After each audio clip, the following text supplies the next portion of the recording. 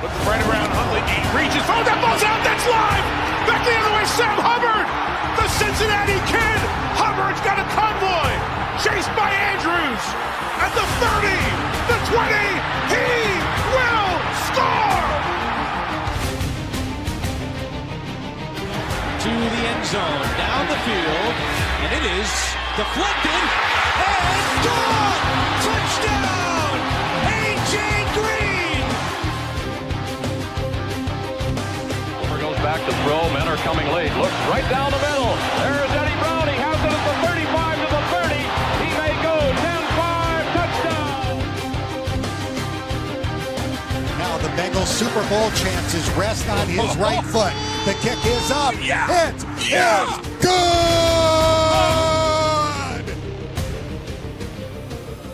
Corey Dillon, he's gone.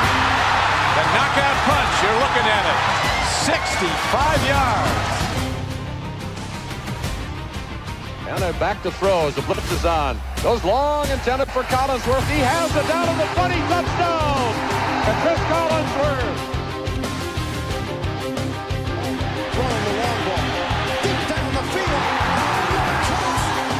Johnson's got it. Touchdown. Cincinnati.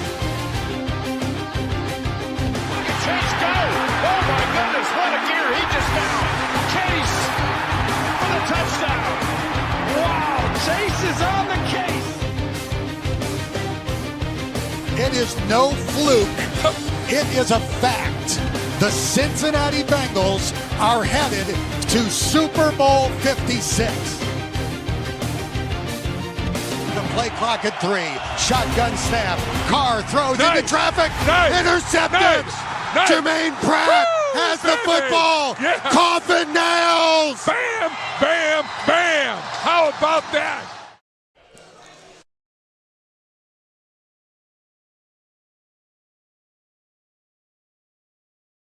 Into Chatterbox Live, I am Elliot Rearing here with Jacob Tissett and Casey McAllister as we deal with the sound. The sound, I'll tell you what, the acoustics in this building are crazy.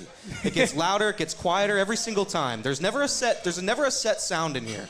That's part of the fun. That's part of the fun. West Side charm. That is the West Side charm. You're an East Sider, so you don't know about charm. I like it over here. But here we go. Welcome on in. Chatterbox Live. Again, we are based out of Hamilton, Ohio. It's a beautiful little town that many of you know. We come in here to Cincinnati. We drive. We do Cincinnati Sports Talk for those of you who do not know who we are.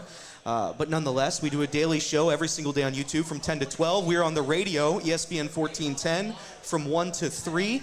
And now we are here. We are doing a live show. This is our very first live show, I believe, ever. I could be wrong on that. Sports live show at night. I think if we set the parameters. Our third here. Third here, but I'm saying in general. Like we've never Yeah, done. I think so. Like, we've done like high school shows, but we've never done like a Bengal show. I don't think so. I could be wrong on that. But First scheduled reoccurring live show. that's right. So A lot of qualifiers there. Sounds like an ESPN baseball stat. That's right. So I wanted to start this show off. So here's what we're going to do.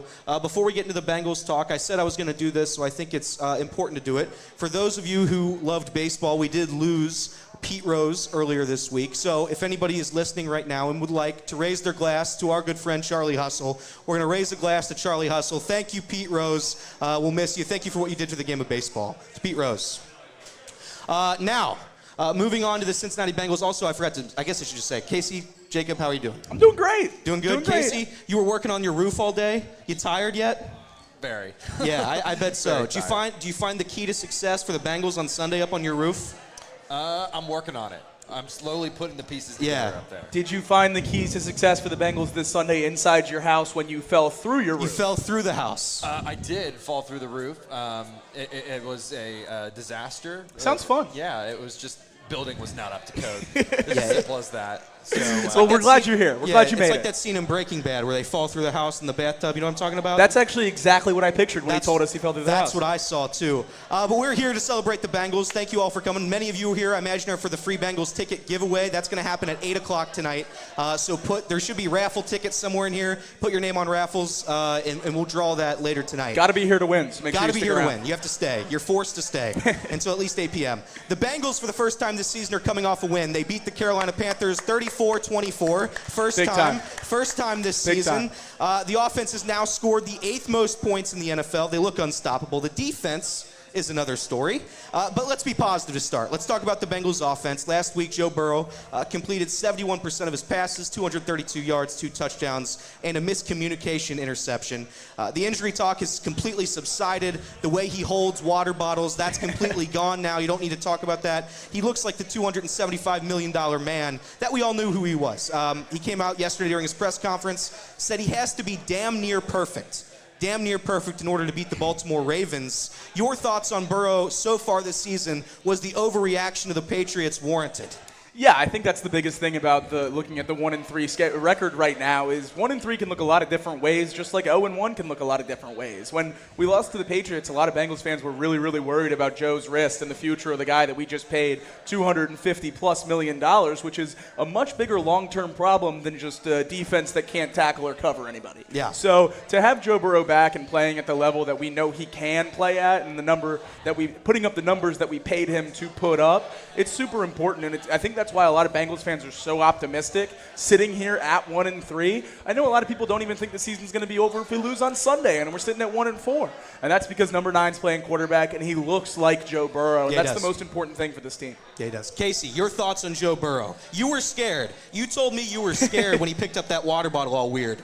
Yeah, I was one of the people in the crowd that thought that there actually could be potentially something wrong with him.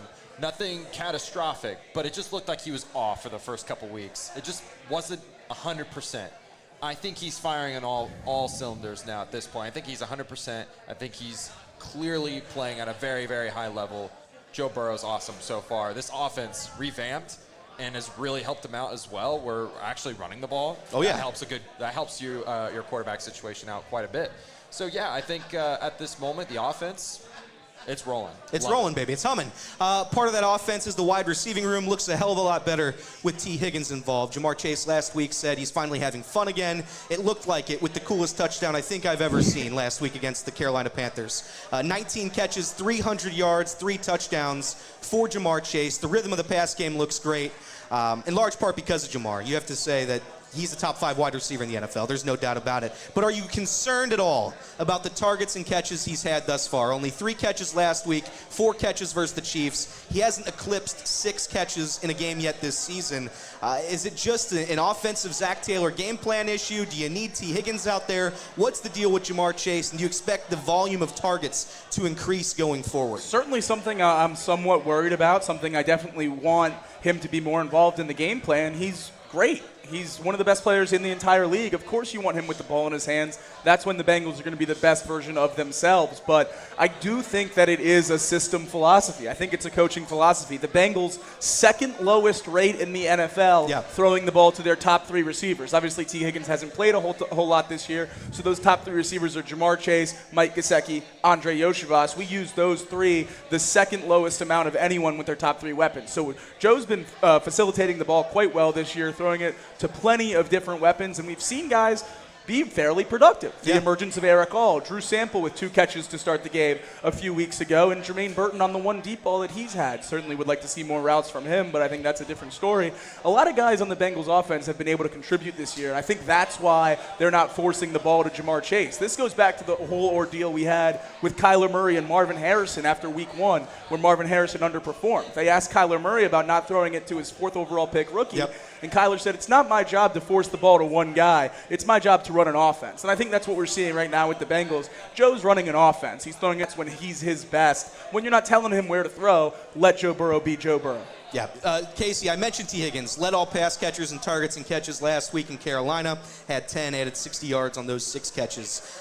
There is a discussion on whether or not Jamar can fully be himself without T. Higgins. Is T. Higgins this important to the Bengals offense? I think as it is at the moment, yes. It doesn't have to be that way, though. Yeah. Jamar Chase is an elite talent. Let's not get that confused. Jamar Chase, I think, could be one of the best receivers on another football team as well. I can't say the same thing for T. Higgins. That being said, though, this offense, it just feels like we are very predicated on not forcing balls, not creating terrible mistakes, and we're going to throw to the open receiver, whether that's underneath or whether or not that's going to be Jamar over the middle and he just runs and scampers in for 80 yards. I mean, I think there's ways to get Jamar involved, and we just haven't utilized that just yet. I think we're going to get to a point, though. Last week, you saw what he can do when he's got the ball in his hands. Yeah. It only takes three catches, and he takes it for the house. So, I think last year, too, we were missing a key part of the pass game with the tight end. No offense to our good friend Irv Smith Jr., but he contributed nothing. In fact, the only highlight I remember of his is the fumble in the San Francisco 49ers game. That was the only play that I remember of his. This season, a guy who probably not as many people were going to talk about coming into this year, Eric All Jr., has now had 4 catches in each of his last 3 games, 82 yards. Burrow has made it a point of the offense to throw it his way, get him involved. He's been blocking, he's been catching. Will we see Eric All Jr. emerge as the tight end 1, while I think many of us in here thought that Mike Gesicki was the guy? well, I'm pretty sure he already is. Right, I think exactly. he might be. So I think we have our answer there at tight end for the foreseeable future. As long as he continues to progress, I really like the trajectory at the moment. He is solid right now. I think he can take it another level, though. Oh, absolutely. I think he could be our number 2 or number 3 receiver at the end of the year if he continues down this path. And Eric Hall has basically rendered Drew Sample useless. The whole reason we extended him That's is what we because want. That's what we want. Right. But Mike Gesicki was going to be that receiving threat, and then you bring in Drew Sample to block. But now you have All who actually provide something in the receiving game, which we all know Sample does not. So All obviously already taking the bulk of the snaps at tight end. He led all tight ends in snap count this past weekend. And I think it's just funny to look back at recent Bengals draft classes and see the juxtaposition of the Fairfield High draft picks. That's right. Jackson Carman, what a bum. Get him out of his town. But Eric All, just 4 games into his career, and That's we right. all love him already. So shout out Fairfield. I guess we'll go 1 or 2, and I'll be happy about it. Over under 100 years, Drew Sample will be on the Cincinnati Bengals. I'll take the over. Yeah, I I'll think take he's the locked over, in for the too. long haul. I think he's Taylor's best friend.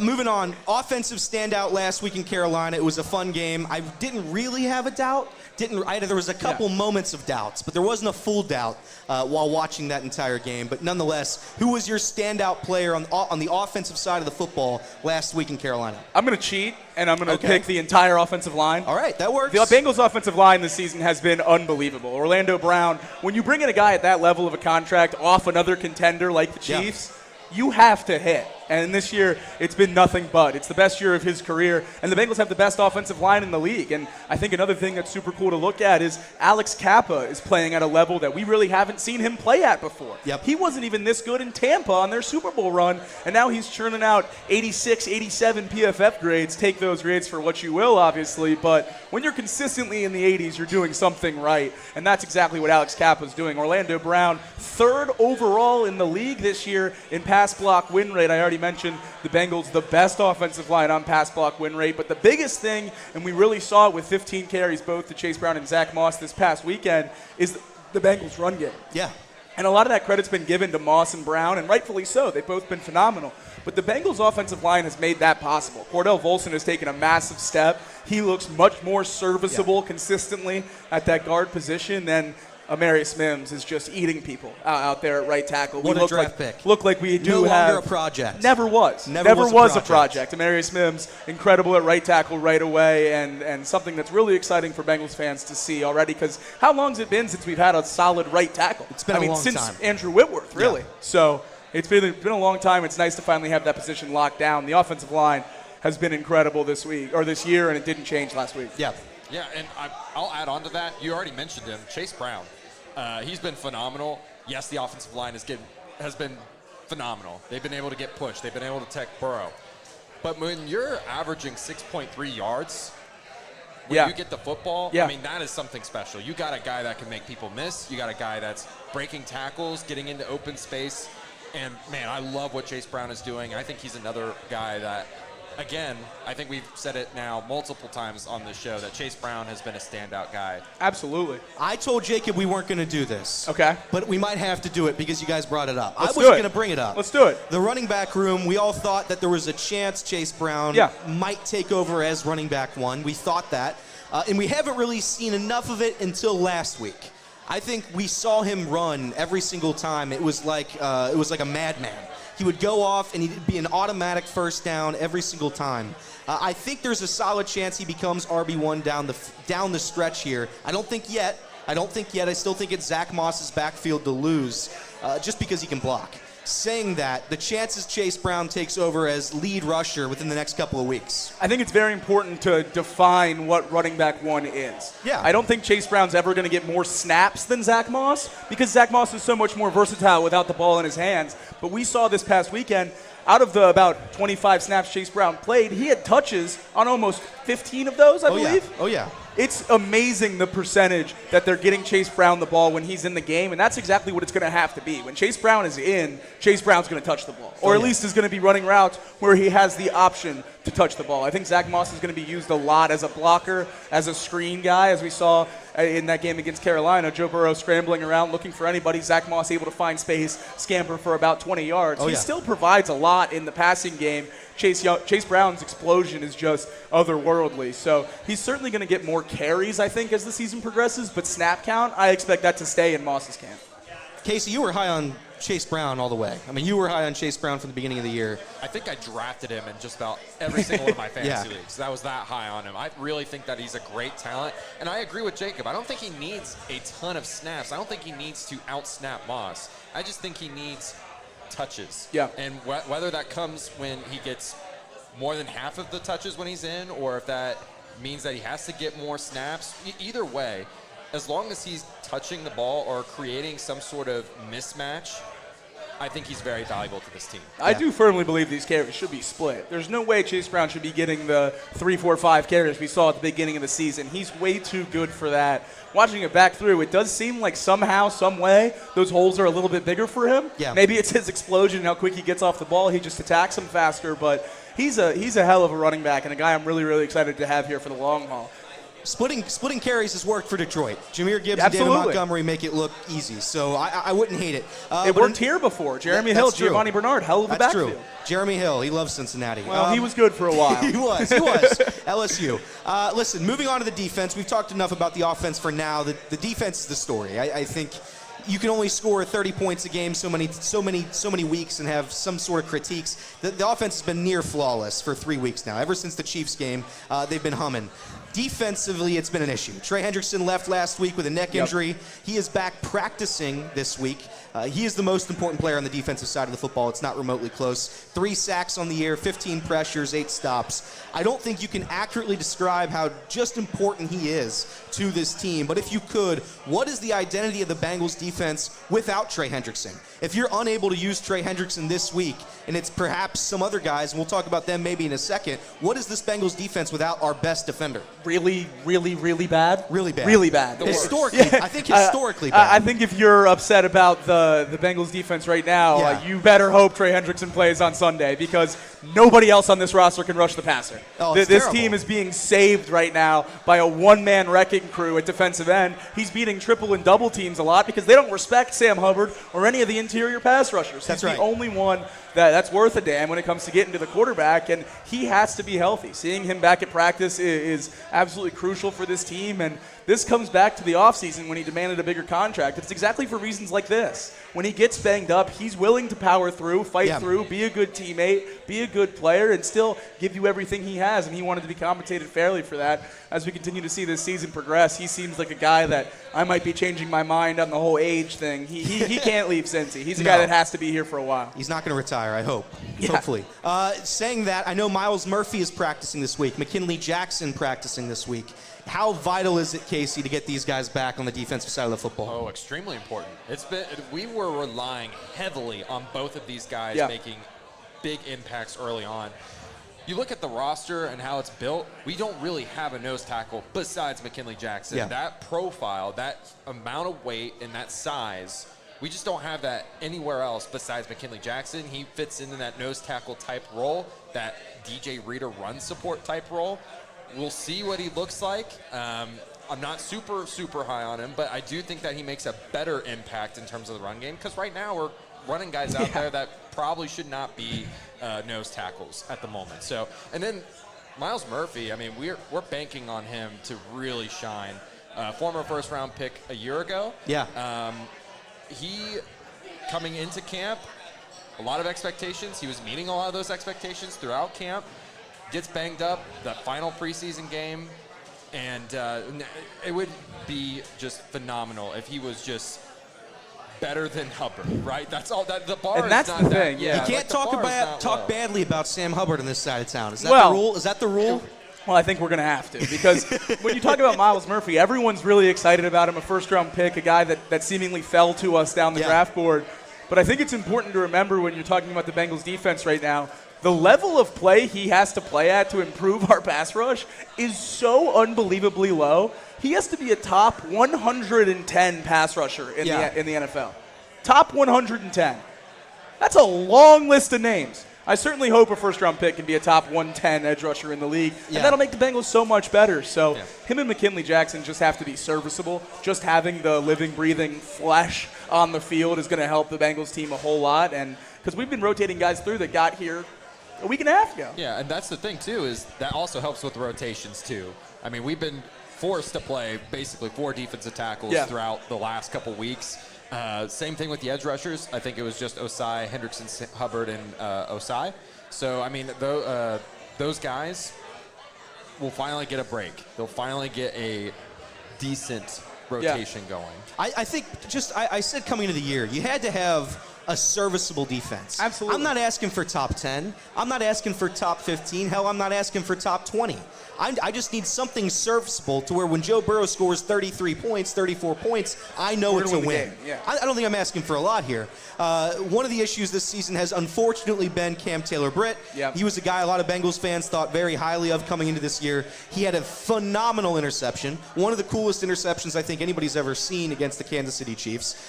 But against the Commanders, he talked a whole lot of smack, called it a college offense, got cooked. Against Carolina, got cooked, got benched. How much of the snaps Cam Taylor-Britt thought he had are going to be lost now, starting this weekend against the Ravens? I don't think many. I think Cam's going to get another chance out there. He's a guy that this organization believes in a ton. This fan base believes in a ton. I've said it a couple times on Off the Bench in the mornings that if you ask Bengals fans in the preseason to draft this defense, Cam Taylor-Britt's no lower than the 2nd or 3rd overall pick.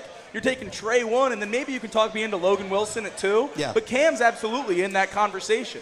He's supposed to be a cornerstone of this team. He's one of the very few defensive draft picks that we've nailed so far, or at least thought we did. We thought we found a real steal in the 2nd round with him out of Nebraska, and it just hasn't looked like that so far this year. He's gotten beaten deep in every single game, which is incredibly frustrating, but I still have faith in Cam. I think he is our best option. I'm incredibly excited for what Dax Hill's turning into on the other side. He had a great game against Carolina after really, really struggling against the Commanders. So I'm really still high on this secondary. I think there's going to be growing pains, as there always will be with young corners. But I am a little bit worried that the Panthers might have exposed Cam Taylor-Britt. We saw in that Commanders game where the Jaden Daniels and the Commanders only used one half of the field, never even targeted Cam Taylor-Britt. Panthers went right after him. Maybe you showed teams that you don't have to respect him as much as they were. Casey, your thoughts on the secondary? Yeah, I share very much of the same opinions that Jacob does on this. I will say that those players are human, right? They're not going to be perfect every single time. And Cam Taylor-Britt is not a top 5 corner. He's like 16, maybe 32 top corner in the league. And so you are going to get games like that where he's just not going to be on top of it. Now, we don't want to see this continue. We don't want to see these patterns continue. But I'm just not going to hold him to the highest standard that we hold some of these other guys to. I do think that he will get it right. He will correct those mistakes. He's already admitted to and pointed out what those mistakes were. A lot of double moves. The same thing that he got burned on against the Commanders was a double move. So in my opinion, I think he will get this figured out. He will correct his mistakes, and we'll see the Cam Taylor-Britt that we all know and love. Your defensive player of the week last week in Carolina. I think it's the guy that set the tone for the whole rest of the game, and that's Chris Jenkins. Chris Jenkins, on 4th down, we needed a stop, we needed a play, and what does he do? He blows up the run. He pushes the guy right into the running back, stuffs him, and we know what happens after that. The Bengals 100%. Go on down and score a touchdown, and it completely set the rest of the tone of the football game. I think he's going to be someone that we look out for moving forward, being more impactful on this defense. He's still dealing with the club, so that's why you see probably limited snaps. I know we talked about snaps on the show earlier in the week, but after thinking about it, he's got a club on. He can't play after all the snaps in the football game. So that being said, I do expect him to continue to make impact plays like that moving forward. A guy that really surprised me on that first goal line stop was Geno Stone. If you watch the all-22 through all 4 of those stops at the 1-yard line, obviously the one incompletion to Dax Hill on the pass to the corner of the end zone, but every other play, Geno Stone getting in there in the run game, which is something that he's never done. One of the lowest rated safeties in the run game through the first 3 weeks this year and last season. Yeah. But on that goal line stand to start the game against the Panthers, he's in there making stops, which is a great sign for a guy who was supposed to be one of the major free agency signings that turned this defense around. Another newsworthy note, kind of. It wasn't a big news, but I saw it on Twitter. Bengals player rep Ted Karras explains that there is a new media policy to protect the sanctity of the locker rooms across the NFL. This was to stop, I guess, from accidental nudity. In camera shots, reporters are tweeting it out. So the players wanted to stop that. I saw people getting upset with that. Why are people upset with that? Nobody wants to be nude on camera and with these reports going around. I think it's nonsense. I think it's pretty easy to forget that NFL players are also people sometimes. Correct. And the game ends, and you want what they thought about the game, and you want that instant feedback, and you want to see what's going on with your team, and you forget that they probably want to shower. and sit down for a second. They just played a football game. Take a breath. So, yeah, I think it's a good rule, and, it's easy to get mad about it, especially in sports media. We want those clips right away, but, yeah, it's definitely sensible. 100%. The Ravens are coming off a massive win against the Buffalo Bills, 35-10, the final score. Derrick Henry ran 24 times for 199 yards and a touchdown, also caught a touchdown. Lamar Jackson ran for 54 yards and a touchdown, threw for 156 yards and a touchdown. This is a team that started slow but has certainly found their groove heading into this weekend, this Sunday against the Bengals. On a scale from 1 to 7, not from 1 to 10, from 1 to 7, how nervous are we about that offense coming into Cincinnati and steamrolling the defense? Like a 5.5, 6. 5.5, 6? Yeah, 5.5, 6. I think I'm at like a 6.5, 7. There's so many guys on this Ravens team that can run the football. It's actually ridiculous. Yeah. The addition of Derrick Henry to the number 1 rushing offense in the history of football is just unfair. I mean, David Stern, the commissioner of the NBA, blocked the Chris Paul trade to the Lakers because it would have made him too good with Kobe and Powell. But they wouldn't do the same with the Ravens. This run defense is ridiculous, or this run offense is ridiculous. The read option is borderline unstoppable. You have 1, 2, 3, 4, 5 guys averaging over 5 yards per carry. Yeah. That's ridiculous. The amount of different threats on this Ravens rushing offense, it's going to be so nearly impossible to contain. They sub Derrick Henry out. They bring in Justice Hill. Well, you get a faster, better runner in space. And then you sub him out and you run a jet sweep with Zay Flowers. Good thing he's averaging 6.5 yards per carry. I'm very, very worried about this Bengals run defense this weekend. But the Ravens struggle against the pass, 6th worst passing defense in the league. So this team's going to have a chance to combat that on offense. I should have looked at the numbers heading into this show, but I feel like the Bengals have done a solid job of restricting Derrick Henry, limiting Derrick Henry to a point. Absolutely. I would have to go back and look. I know he was injured in that playoff game on our Super Bowl right. run. It was his first game back from foot surgery, but nonetheless, 2 goal line stuffs in that game, and then obviously he's never tore us up too bad before we'd remember it. I just saw Derrick Henry run on the Buffalo Bills and tossing them around like they were toddlers, just stiff-arming everybody. That's an area of concern. You mentioned a couple of the other guys on the Ravens offense, Justice Hill being another guy I'm very, very scared of. They can do whatever they want. They can do whatever they want. The key to success clearly is to make Lamar Jackson throw the ball, Absolutely. right, Casey? Absolutely. And I just happened to look up the most rushing yards in a game by an NFL team. It was 296 yards, most of them coming from Adrian Peterson. Okay. That record might be broken. That record might get broken. Not great. That's not great. No. But it's not something that I'm going to be overly concerned with because I think they're going to limit what Lamar does in terms of the throwing part of the game. I think that they're going to decide that they're going to either shut down what he can do over the air, or they're going to shut down what he can do on his feet. Not very many teams can shut down what he does with his feet. So they're going to put they're going to put the team in a situation to where they're going to have to force to do one thing or the other.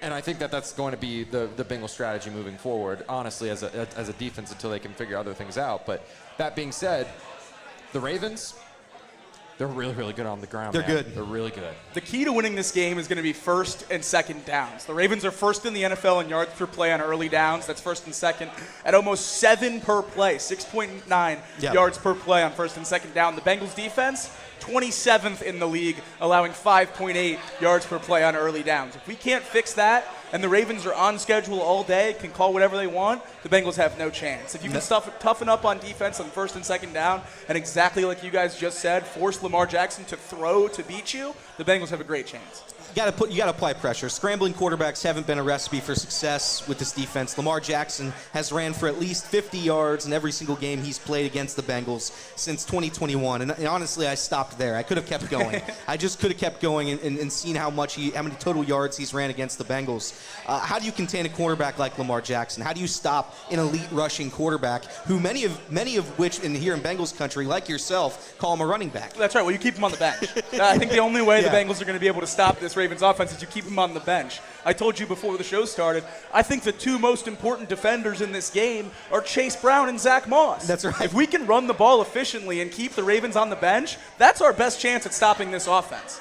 You get up 7, 14, even 10 early in the game, and Lamar Jackson's playing from behind, you can't just hand it off up the gut for 2 plays, first and second down, and get that 7 yards that they've gotten used to. You keep the Ravens behind the sticks or behind in the game, that's going to be the Bengals' recipe to success. I think the best defenders on this team are going to be the run game. Yeah, I agree with you. And offensively, the Ravens pass catchers haven't had great seasons to start. Right. Mark Andrews, a complete non-factor. Sorry to anybody who drafted Mark Andrews in their fantasy leagues. He's been terrible. Back-to-back games with 0 catches. Zay Flowers has 17 catches for 150 yards. If you can get this guy to throw the football, there's a sizable chance you walk away with a victory. Absolutely. I think that's what you have to see here. It's force Lamar Jackson to throw, and we'll see what happens. If Mark Andrews gets 90 yards on Sunday, fine. Make him beat you. Make him beat you. But I can't bear to see Derrick Henry run for, what was the number, Casey? 298 yards? I can't see a Derrick Henry 298-yard game. But continuing on, the Ravens' defense, on the other hand, has been elite against the run, only allowing 57 rushing yards. 57 rushing yards per game, the Ravens' defense. That ranks first in the NFL by a wide margin.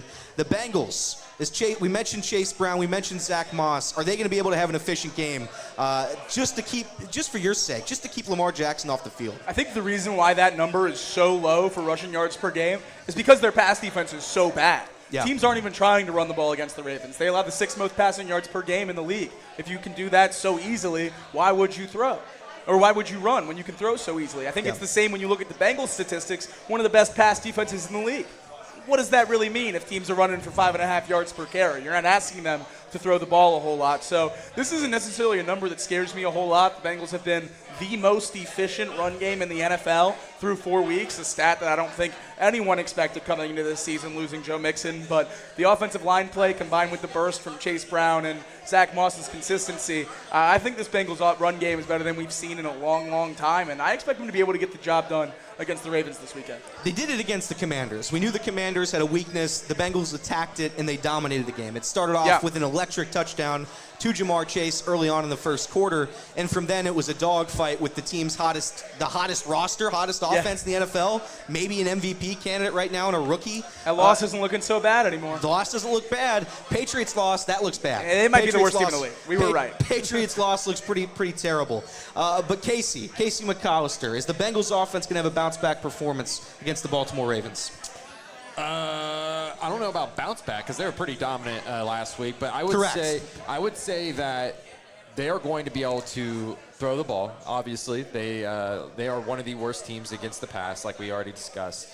And I think that means that we're going to see Jamar Chase and T. Higgins thrive a little bit more than what we've seen so far this year. I think this is going to be the game where Joe Burrow, like he said before, might be perfect. He might actually be perfect. When he says he has to be perfect, I think I trust him to be perfect. And I know that Jacob mentioned Zach Moss and Chase Brown being the 2 best defenders on the team. I'm going to give mine to Joe Burrow. I think if Joe Burrow is perfect, if he can distribute the ball like he can, accurately and efficiently, we're going to be able to keep that team off the field, and we're going to be able to score a lot of points on this team. Yeah, the Cincinnati Bengals, look, I'm not going to call the season over if they lose this game. I saw a question in our chat. Shout out to the chat right now watching on YouTube. A question was asked, is the season over? Is the playoffs out of reach if you lose to the Baltimore Ravens? No, it's not. And I know that sucks to say, but when you're 1-4 and you're frustrated, the offenses look good. That's what this team was built around. It was an offensive football team. The defense, though we'd like it to be better than last, it wasn't the focal point of the Bengals at all coming into this year. We was hoping it would be better, but nonetheless, that's not what we were focusing on. We were focusing on the offense. The offense has been elite. through 3 of the 4 games this season. After this, you take on the Giants on the road, Sunday Night Football. Then you take on the Browns on the road. The Browns have looked terrible. The Eagles have looked terrible. They play after that. Then it's the Raiders and then the Ravens again. There is a winnable stretch there, even if you lose. We're on to the Ravens, but if you were to lose this game, it's not over yet. Correct. There's certainly a route there. When you look at the AFC, there's not a whole lot of dominant teams. There's really about 3 teams that I think you can sharpie into the playoffs. I think it's the Chiefs, the Ravens, and the Texans at this point, just because of how bad the AFC South is. I don't think any team in the AFC South is going to be able to catch the Texans. I'm certainly a little bit worried about Buffalo after this last week and the Jets potentially getting Devontae Adams in the near future. I don't know how the AFC East could shake out, but the Bengals are absolutely going to be in that. But the Raiders are a bad football team. You were unable to move. But the Raiders are a bad football team. You were unable to move the football. The offensive line looks terrible. You don't have Nick Chubb. That's a shell of what it used to be. Great defense. They haven't come out yet. And the 4 defense games. not playing like it. The defense towards the bottom of the league so far. Still have a lot of dudes on that side of the ball, but if that Browns defense can't shape up and Deshaun can't figure it out a little bit, they're going to be towards the bottom of the league for sure. And then you're going to have to question fully guaranteed quarterback or draft pick, because they're going to be picking high enough to have a quarterback on their mind. The division this year, gentlemen, is it still attainable? You win this game, it's attainable. We know that. If you lose this game, could the Bengals still win this division? I don't see that. I don't see it either. I don't see a path for that. I think that would put the Ravens up 2.5 games on us at that point. They got to win this if they still want to have the AFC North obtainable. Now, I do think that anything is possible. Not like mathematically, the they're Lego not movie. out, but in terms of just morale, in terms of just optics, I think they'd be out. I would agree with you. But continuing on here, the Bengals-Ravens play Sunday. Predictions, gentlemen. Predictions for the final score. I'm going to give my prediction right now. I think there's no reason to say the offense won't score 30 again, so I'm going to predict 37-34. I think it's going to be a 3-point win. Evan McPherson walks it off for the hometown crowd in Cincinnati against the Ravens. I think that's a fair prediction. I think it's going to be a high-scoring game. I think if Joe Burrow is able to cook for 300 yards, 275 yards in the air, get Jamar Chase active, get Eric All, our guy, active, and somewhat be able to run the football efficiently. Just somewhat. I'm not asking for 100 yards on the ground. Give me 80 yards. And hopefully they're able to navigate that and kill some clock. Because teams have been able to milk every single second of every single clock so far this season, and it's been a killer. But my prediction, 37-34. Casey. I'm going to go 10 points less on either side, 27-24. I think that because that they can run the football, I think the Ravens are going to limit this game in terms of how many points we can put on the board, but I think that Joe Burrow, I think he might be perfect. I think he might have a great game coming up, a bit of a revenge game, right? You get hurt against the Ravens, you kind of want to get back at them, In a game you played well in, by the way. Yeah, in a game that he played well in. So I'm going to say 27-24 Bengals.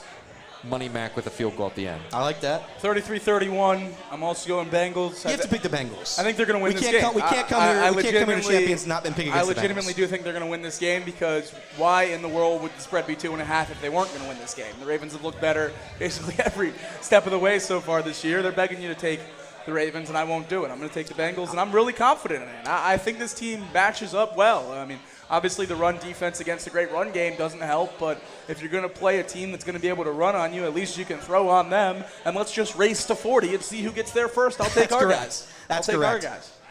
Again, thank you very much, everybody, for coming out tonight. Now, I imagine many of you are here for the Bengals ticket giveaway. That will happen at 8 o'clock. 8 o'clock. If you don't know what we're talking about, presented by Miller Lite, the Miller Lite Party Deck at Paycor Stadium. They're giving away tickets. If you haven't submitted your name onto a little raffle ticket, ask your waitress about that, ask somebody about it, and put your name on a raffle ticket and submit it and try to win Bengals tickets here in about 15 minutes. Thank you, by the way. Quick shout out to Lewis. We got Lewis and Brittany up front. I think they've attended every show. I'll give a shout out to you guys. You've earned it. You've earned it. I'll give a shout out to Brian and Jenna back in the back corner. They didn't think I was going to do that, but I see them. I see them back there. We got Phil and Kristen, David, Olivia, first time. Luke's been here a lot. I'm just going to call out. I'm going to give shout outs. I'm allowed to give shout outs. I have the microphone. But all right. So moving on. I'm going to move past the football just for a bit. We're going to get a little silly. We'll get back to the Bengals Ravens here in a second. But we're going to do our two favorite segments, Casey. That's right. You love the stink list. I love the stink list. You love the stink list. We're going to do that second. Right now, we're going to do the mailbag. This is my all-time favorite. If you don't know what this is, I'm going to explain it real quick. So we get a bunch of letters from all around the tri-state area. It's a bunch of little second graders. They ask us questions about sports, and we give them answers. So, Casey, I believe we have a sounder. Yeah, we do. So I think many of you have heard this song before. Hopefully it plays, and then you'll be able to sing along. We just got a letter. We just got a letter. We just got a letter. I wonder who it's from. Who's it from, Elliot? It's a good question. Who is it from? Shout out to me for singing that song. Rob from Mrs. Wriggles' class. Rob from Mrs. Wriggles' class. Young Rob and his family sat down yesterday evening to listen to the Talk to a podcast. As a family, and by the way, they do this every dinner, they said. Every night at dinner, 7:30, they listen to the Talk to a podcast. They were discussing quadratic equations and various other scientific phenomenon, as they do on the Talk to a podcast. But the podcast brought up specifically tonight's game between the Buccaneers and the Falcons. Rob's dad, little Rob's dad, is 0 for his last 100 on betting. He has been forced to start pirating John Hughes movies and selling the DVDs to strangers. Wow. Yeah, selling the DVDs to strangers on the internet. That's a shame. That is a shame. eBay. Does eBay still a thing anymore? I believe so. Little Rob says eBay's still a thing. Anyway, Rob wants to know who his dad should bet his lunch money on tonight. I'm not telling his dad to pick a side in this game because I will. So I'll go feel first. Really yucky. Falcons -2. Falcons -2 is the bet tonight. That's what I'm going to bet responsibly $50 on. It's a responsible $50. I'm also, as many of you who have been to this show before know, I'm going to pick a bunch of first touchdown scorers. And I do this because I have to see a winner. One of them's going to win, and I'm going to make great value out of it. So, Bijan Robinson, plus 475 first touchdown. Mike Evans, first touchdown, plus 750. Drake London, first touchdown, plus 900. We have Darnell Mooney, first touchdown, plus 1,400. And how about this one? Kirk Cousins, first touchdown, plus 4,000. Quick, easy, plus 4,000. It's you could have just taken that dollar and flushed it down the toilet. No, we don't do that. If anything, I'll donate it. Maybe. Probably not, though. Plus 4,000, great value. You put 100, you walk back with 4,000. Who says value? No? So just for the people that in the room that might not understand what those bets mean. Sure. So if you don't only one person can score the first touchdown. Technically, only one person technically scores the first touchdown. That's right. But if you bet you took. But six? Right, okay. So if I hit the one, like, if Kirk Cousins scores the first touchdown, I walk away a millionaire, hypothetically. I probably won't be a millionaire. Of course. But nonetheless, I bet them all because one of them has to hit. That's right. Unless they don't. That's right. That is the caveat that you do often forget. I don't have a side for this game. Spread really eked me out a little bit. Falcons -1 against the Bucs. Didn't feel good about that one, but I have the props for you guys to make some money, and it's going to be Baker throwing an interception. I love these safeties for the Falcons. I love Justin Simmons. I love Jesse Bates. I think they're going to get in Baker's head. We've seen Jesse Bates do it before to Baker. Why not again tonight? -120. I know there's a little juice, but it's all right if it hits, right? That's right. So Baker to throw an interception for sure, and then Bijan Robinson over 100 total yards. I think rushing and receiving, he's going to be a big part of their game plan tonight. That line seemed a little low for me. I think over 100 yards total for Bijan is a great bet. And then just 2 touchdown scorers. I'm not quite as ambitious as you. I'm going anytime just to stay safe. I'm going Darnell Mooney as well, but also Cade Otton, the tight end for the Tampa Bay Buccaneers. I like Cade Otton. Now I will say, do you think the city of Cleveland? This is just a random thought I had. Do you think the city of Cleveland weeps every time Baker Mayfield throws a touchdown? Maybe. Could have had him for like $15 million less than the guy they got now. The guy they got now is not very good, and he's a bad person. Baggage. Bad person or worst quarterback? It's a toss-up. He's pretty bad at football. He's also a pretty big scumbag. That's right, he is. Casey, your best bets of the night. I don't have many. I only have 2. Only 2 locks. Darnell Mooney. Okay, we're all on Darnell Mooney. I might have to take that one off. I might have to cash out Darnell Mooney. If everyone's got Darnell Mooney, I can't do Darnell Mooney anymore. And then I have the under. I have the under for... The under for the what? The game? No, I just lost it. What do you mean you lost it? Dang, I lost it. How's anybody supposed to ride with that, Casey? How do you lose it? Try to find it. Take the under in a game. It's Thursday Night Football. We're watching live at Champions. Can we cheer for some scoring, please? My God, the under. What are we doing the under for? How about Bucky Irving under? How about that one? You want to take that one with me? Yeah, that's what I just said. Okay, you did say that. Well, I wasn't listening. It's going through one ear, one out the other. But that's it. All right, those are your mortal locks for tonight. We're going to stay for Thursday Night Football, so feel free to do that as well. Ticket giveaway here in about 8 minutes. Casey, now we're going to do a thing that we do on our show Off the Bench, again, every day on YouTube, 10 to 12. That's right. Shout out to us for plugging that. Casey, we do a stink list, and the stink list is basically a tiered NFL ranking based on the NFL teams. Yeah, based on how they smell.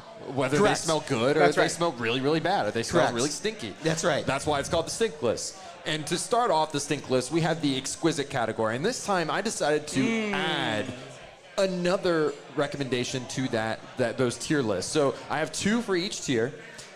We're going to start off with the Minnesota Vikings and Sam Darnold. Great. They've been lights out. He's been way more than what they expected. Kevin O'Connell has put together a great roster and a great scheme to have a plug-and-play quarterback go in there, and he's been lighting up the NFL. Not to mention Brian Flores. He's probably Unbelievable. one of the best defensive coordinators in the league. No he question. just dials up the blitz. Tua said and he was mean. He did. And Tua said he was mean like Ellen DeGeneres. I That's think what he said. all coaches are mean. Huh? All good coaches All are good mean. co- all the Zach good Taylor coaches. has a pizza party. Yeah. Zach Taylor gets the pizza. Love the Vikings. Love the Vikings. And Washington Commanders rounds out the exquisite list. I don't have much to say other than this. Jaden Daniels has basically been perfect. Yeah. They have 19 incompletions and 23 scoring drives this year. Let me say that again for Unbelievable. anyone that didn't hear that. They have 19 incompletions and 23 scoring drives. They have scored more than they have incomplete passes this season. Outrageous. Holy Moses, that is impressive. Moving on to the next tier, the fresh tier. We have the Indianapolis Colts with Joe Flacco. That's right. Okay, quarterbacking I like them. that. That's With right. Joe Flacco. Yeah, Joe Flacco, he's not your typical That's right. veteran backup. Last year, he put the Browns in a position to get into the playoffs, made a wild card round. He, being in a good situation, is able to put this team over where they need to be. Correct. The He's not a good Indianapolis- quarterback. yeah, He's not a yeah. good quarterback. You got a good, He's an elite quarterback. You're right. He is an elite Right. quarterback when it comes to the players around him also being elite. Yeah, that's right. That's right. That's correct. That's right. When you have a good run game, a solid defense, he can move. Do whatever you mountains. want. He can do whatever he wants. The next guy in the fresh category, Derrick Henry. He's finally on a team that is comparable. Like it's a good organization, the Ravens, and he looks great. He looks fantastic. He hasn't lost a step. I know a lot of people were expecting his downfall being an older running back. He looks great in purple. And I'm glad that the Ravens scooped him up because, honestly, when we beat them, it'll be that much more satisfying to beat them with a great player like Derrick Henry behind running the football. Moving on to the odorless category. Odorless. New York Jets. I don't know what to make of them. Yeah. They're supposed to be much better than what they are. They have Aaron Rodgers at quarterback, and they lost to the Broncos 10-9. Ooh. They didn't even score a touchdown. Could you Tough. imagine a rainy day in New York? You just have your star quarterback, Aaron Rodgers, score 9 points. 9 points at home against the worst team, one of the worst teams in the AFC, and that drive back. Ugh. In the New York traffic, disgusting. Yeah, and I say odorless because it's Aaron Rodgers. Like, I expect him to turn things around, right? He has to. He has to. The next team in the odorless category, I have the Atlanta Falcons. I expected them to be much better than what they are to start the season. I know they lost a close one against Kansas City, and they've only basically won games ugly at this point. Yeah. I expected much more from their offense. Their defense is pretty much as advertised at the moment. But I need to see more. I need to see more from Kirk Cousins and that. You hated the graphic they showed about Kirk Cousins and Desmond Ritter. Yeah, that was one Desmond of the, Ritter's a Hall of Fame quarterback. He's also part-time as a DoorDasher, I think, right now. I That's think right. he does both. That's really tough. I need Kirk Cousins to be better. Go Bearcats. Moving on to the stink category. We have the Las Vegas Raiders and Devontae Adams in that whole situation. It just stinks. It does stink. I think there's a possibility he could be faking his injury just to get traded. I think the Raiders organization as a whole is just terrible. They're just ran very poorly at the moment. It's a soulless city. It's a soulless city in Las Vegas. Yeah, and they're trying to win football games with Minshew mania. That's at the right. moment. Minshew And Mania. it's Don't just- slander Minshew Mania. You ever see Napoleon Dynamite? He wears looks jorts. like Napoleon's uncle, Uncle Rico. We have Uncle Rico. So I didn't mention that actually earlier. Before we continue with the stink list, Uncle Rico. We saw the news, the sad news of Brad Robbins. Your thoughts on Brad? In fact, give me a memorial for Brad Robbins right now. No longer a Cincinnati Bengal. Respectfully, And no. I think his sister called you out on No, Twitter. Yeah, she might have. And probably but, Lewis up in the front row. You know, if it's a Michigan man, I don't have a whole lot of nice things Yeah. to say about him. So good riddance for Brad Robbins. I like those guys. They can help the team win. with all due DJ Turner, Dax good Hill, riddance love with it. all due respect. I With all don't due- know. You respect him a little he's bit. a really bad punter. He almost punted it 35 yards in one That game. one time. That one time he That's almost right. got it 35 yards there. But sorry for interrupting. No. It's okay. Christian McCaffrey is the next on the stink list, and it's not because So this is a team stink list, but Christian McCaffrey's on it. That's right. But Christian McCaffrey's on it, and That's it's right. not because he stinks. It's more or less just his situation. It stinks that he has tendinitis in his Achilles. Both Both Achilles.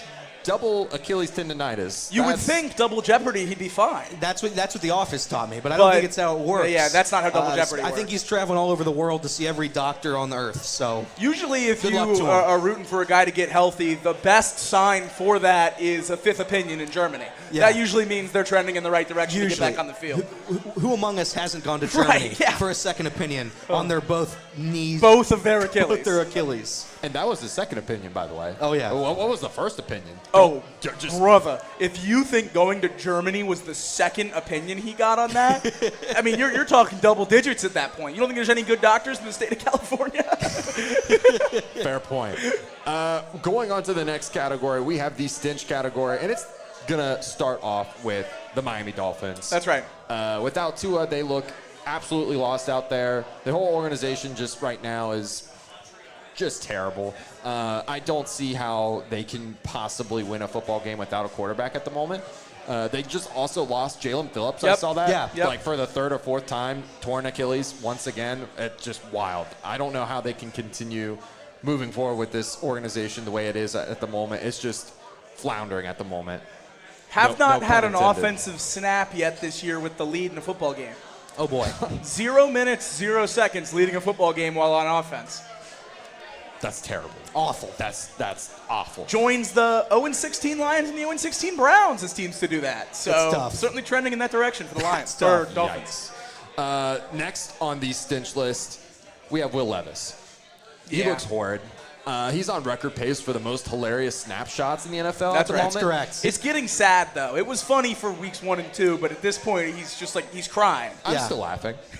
I'm still laughing. I think it's pretty funny. I do feel genuinely bad for the organization and Brian Callahan, though, because it just feels like their situation is just completely hopeless at the moment. Yeah. You drafted him hoping that he'd be a franchise quarterback, and he's just terrible. Absolutely awful. Hopefully this situation gets better. Moving on to the final category, the nauseating category, we have, starting it off, the Indianapolis Colts with Anthony Richardson That's at right. quarterback. That's correct. That's right. There's just sometimes you just swing and you miss. The Indianapolis Colts took a chance on a guy who all-time career is about a 50% completion percentage passer. Yeah. No, the fun thing about Anthony Richardson is he's really big and really strong and really fast, but he's never actually been good at football. And he's never on the field Right. either. No, yeah. Unfortunately, So was it big, 8 so games? fast. Yeah. So I mean, I just feel like this was a malpractice by the organization. He was picked 4th overall, I believe. He had a Something good close college to that. career, though, right? No, Oh. no, he did not. He I'm did sorry. not. I thought he did. He just could throw a football really far. The one throw he had this year where he was on his back foot and he lobbed it up 95 yards. It's that was cool. The best throw I've ever seen. And he does it once a game when he's in, but he plays 3 games a year, and in those 3 games he plays 2 drives. Yeah, it's insanity. Yeah. He's got to stop running. But just so we're clear, Joe Flacco Colts top and Richardson Colts bottom. That's Yeah. correct. Okay, that's correct. fair. I just Yeah, want to make yep, sure. I just yep. want to make sure we're clear on that. And then to finally round out the bottom of the stink list in the nauseating category, who do you think we got there? The let me take a The guess. Browns. I'm going to guess the Browns. Because they stink. They're terrible. Stink. They're terrible. They're terrible. They've never looked more like the smear I leave on my toilet paper after I'm done doing my business. Deshaun Watson just is awful. I don't know how you can be a fan and just have any hope in this organization moving forward because that contract is so. Yeah. It ruined NFL contracts. Yeah, it just Patrick completely Mahomes did ruined it. that. Oh, well, Patrick Mahomes. That's true. Okay, that's fair. But now they've just kicked the can down the road so far that they're going to have to lose everyone. just to get back $70 on million track. cap hits both of the next 2 seasons, 2025 and 2026 for the Browns. They'll kick that down the road for next year and have $150 million cap That's right. hit. I will say he does own the Kansas City Royals. He's a part owner. So maybe Joe Burrow can part own the Cincinnati Reds. That would be very cool. And they could win more than 3 games this That would season. be very Maybe cool. they could do that. We could try to have fun in Cincinnati for once when we watch baseball. No. All right, so here's what we're going to do now. I believe there's going to be a ticket giveaway any second. But before that, I don't know where Brooke is. Brooke has done this now for 3 shows. We'll see if she and can get it right I'm this going to call her time. out if She she's hasn't here. gotten it right yet, but Brooke might be outside now, so now I'm going to stall. This is what in the business we she'll call get out here. stalling. All right.